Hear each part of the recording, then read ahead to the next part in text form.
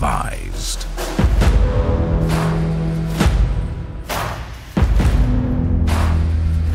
This is 10-Minute Murder.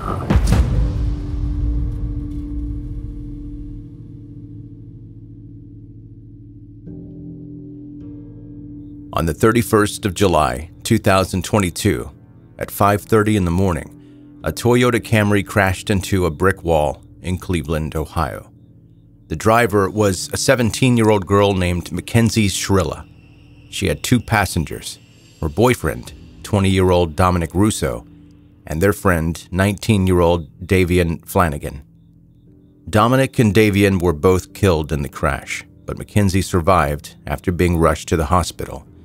While still in a wheelchair in the hospital, she began searching the internet for modeling gigs in Los Angeles. Even after being discharged from the hospital, she didn't seem too affected by the trauma, attending a concert in her wheelchair and filming TikTok videos with her friends. Mackenzie appeared to be moving on with her life, but local police were still examining the case. There had not been another vehicle involved in the crash, and the driving conditions had not been dangerous.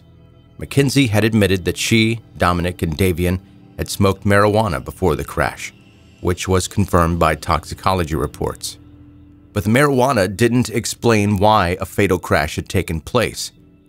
So why had the car ended up colliding with an easily avoidable wall at such a high speed? Mackenzie, as the crash's only survivor, claimed that she had no idea what happened during the seconds that led up to the accident.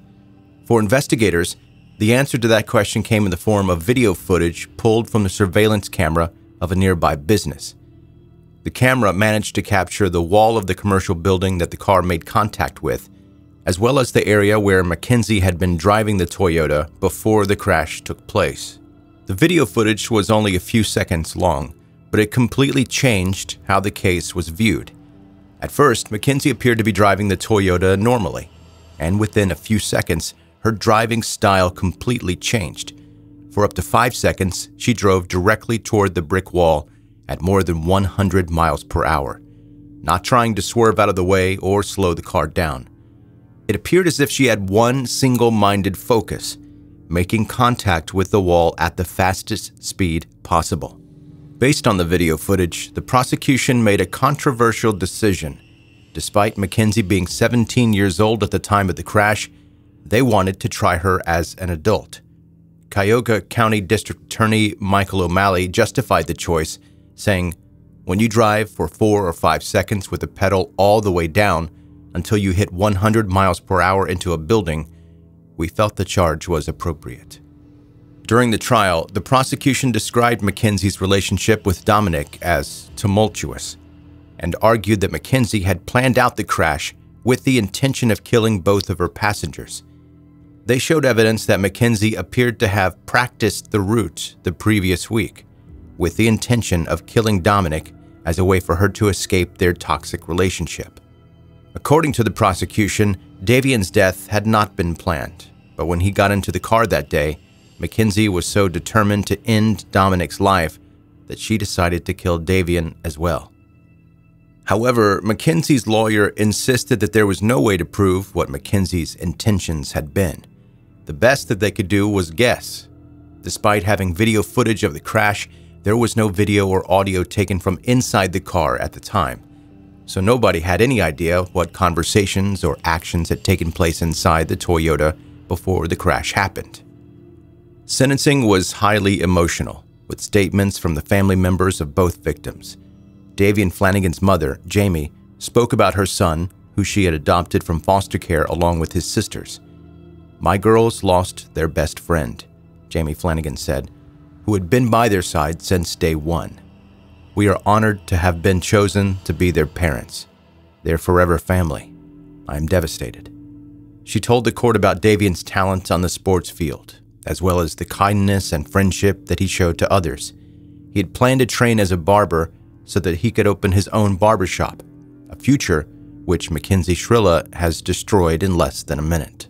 One of Davian's sisters asked the judge to give Mackenzie the harshest sentence possible, saying that she'd known Mackenzie for 3 years and that she was always taking the easy way out. Dominic's sister also shared her thoughts, telling the court about how much her brother had loved singing and writing his own music. Quote, "Dominic always had the cutest voice, ever since he was young," she said. She revealed that Dominic was passionate about fashion and had only just launched his own line of clothing when he died. Dominic Russo's mother, Christine, focused her impact statement on making sure the courtroom knew what she believed to be true, that her son had been killed intentionally by his then-girlfriend, Mackenzie. She had no idea what Mackenzie's motive could have been, but it didn't matter. Regardless of why Mackenzie had driven the Toyota into that wall, the end result had been the same. Quote, "I lost 3 children in that crash. My heart is forever broken," Christine said. Mackenzie Shirilla had a choice. Dom and Davian did not. "Mackenzie, you're going to prison because you did this. Be thankful you are still alive and have a future, whatever that may be." Dom and Davian were robbed of their futures, their hopes, and their dreams. Mackenzie, during the trial, made the decision not to testify, but she did speak during the sentencing, choosing to read a statement to the courtroom.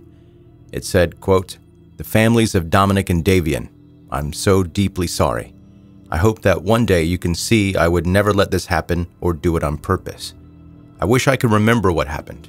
I'm heartbroken. I wish I could take all your pain away. We were all friends, and Dom was my soulmate. And to my family, thank you for the support and all the love you guys give. I love you all so much." The judge in the case ultimately agreed with the prosecution's argument that the car crash had been a deliberate attempt to kill Dominic and Davian, and Mackenzie was found guilty of 2 counts of murder, as well as additional charges for possession of drugs and vehicular homicide. Quote, "Mackenzie's actions were controlled, methodical, deliberate, intentional, and purposeful. This was murder. She had a mission, and she executed it with precision. The mission was death." The judge said that before telling Mackenzie that she would spend the next 15 years in jail before being eligible for parole. The sentence was lighter than the victims' families had been expecting. Despite insisting that Mackenzie had knowingly committed murder, Judge Russo allowed Mackenzie to serve her sentences concurrently instead of consecutively. Later, the judge stated that the last few seconds of the video of the crash had influenced her decision to charge Mackenzie with murder, saying that in those final moments, Mackenzie morphs from one responsible driver to literal hell on wheels. She believed that the 2 passengers would have been aware that they were about to crash and that their last moments would have been full of fear, while Mackenzie kept her foot held down on the accelerator, driving straight towards the wall. While Mackenzie sobbed, her family members called out to her saying, "You're innocent," and "We love you." Dominic's older sister, Christine Russo, was relieved that Mackenzie's trial was over, but the verdict wasn't anywhere near as harsh as he'd hoped. "It was terribly emotional," she said to a reporter. "I'm shocked and saddened that the judge ran these sentences concurrently and not consecutively.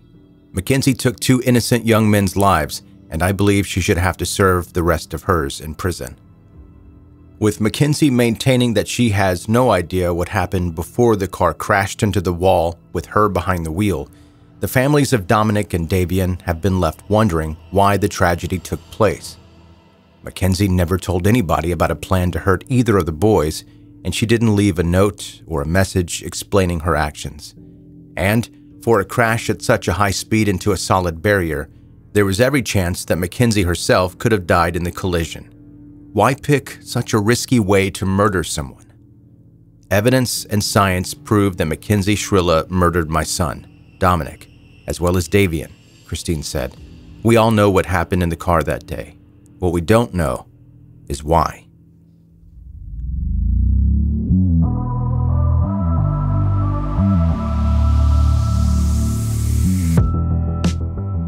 That is 10-Minute Murder for today. Brief and bingeable true crime.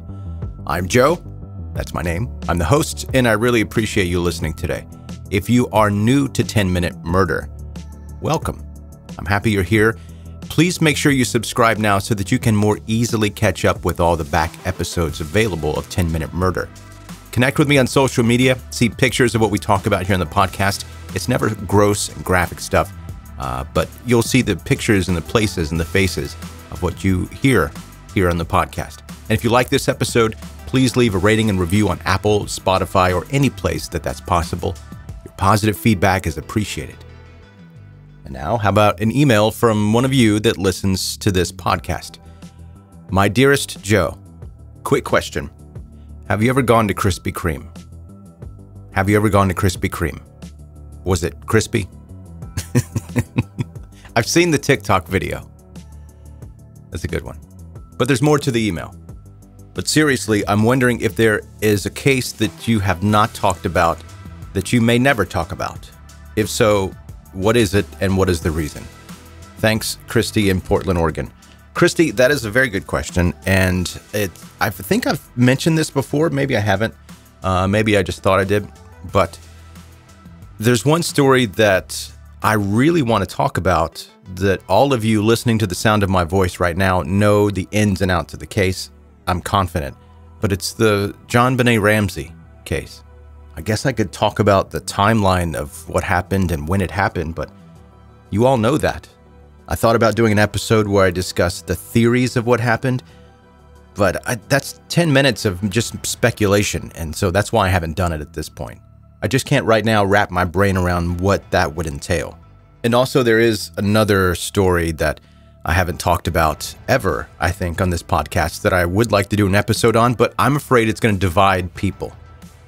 It's the West Memphis 3. I have strong opinions on that case. I don't know that I'm ever going to share them because they're so divisive, and we don't, again, this is one of those stories where we don't actually know. There are people that do know, and we don't know. So that's a tough one. Now that I'm saying it out loud, I think that I might actually do that story, but it would be a longer one to do. Okay, thank you for your question, Christy in Portland. And that's going to do it for today's episode. Thank you so much for listening to 10 Minute Murder.